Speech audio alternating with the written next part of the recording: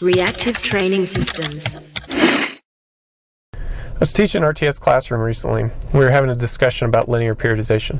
Now I think linear periodization gets kind of a bad rap, and I'll tell you why in a second. But first I want to cover what linear periodization is. Now linear periodization is any sort of periodization model that starts with higher volumes of low intensity work and moves toward lower volumes of very high intensity work. This periodization model is almost ubiquitous if you look at training from the right vantage point. It's super common to see. Almost everybody uses it in some variety.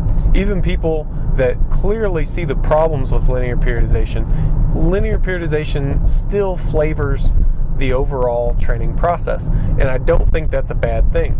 Now, like I said in the beginning, I think linear periodization gets kind of a bad rap. And there are programs and systems out there that aim to minimize the presence of linear periodization, or at least minimize its influence. And I mean, that's fine, but like I said, there are some drawbacks to using a linear model, but there are also some really big strengths to using that model too. Probably the biggest drawback to using linear periodization, and the one that gets focused on the most, is this inability to maintain these traits and abilities that you develop. So what that means is that you have a hypertrophy phase, but the hypertrophy is not maintained once you get into the strength and power phases. Or conversely, your power is not maintained during the hypertrophy phase. Now, that's pretty easy to fix if you think about it. You can do some maintenance workouts. You can craft the entire plan with mind to how long those residual effects will last, like they do in block periodization. But it is a significant drawback, at least with the traditional application of linear periodization models. Now, there are some significant strengths to linear periodization, and we always seem to talk about the drawbacks and weaknesses of it, but there's some significant strengths that go along with it as well, and I think that's what makes it worth talking about, and also happens to be why I think it gets a bad rap. I think the biggest strength of linear periodization is that it has a very clear direction toward the future.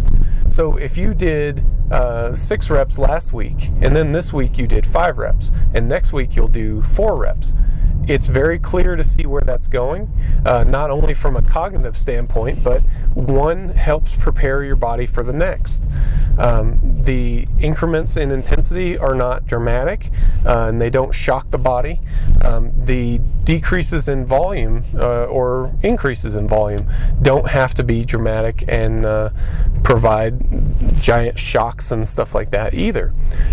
So that can clearly be seen as a benefit to linear periodization.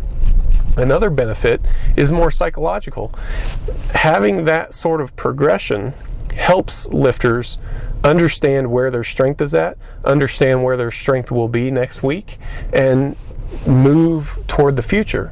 Now, that doesn't mean that it's the best system out there.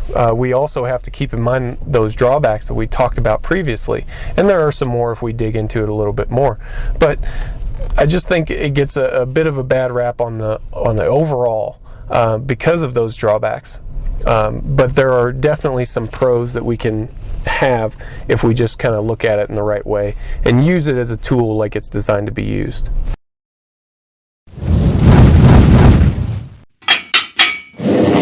Reactive training systems.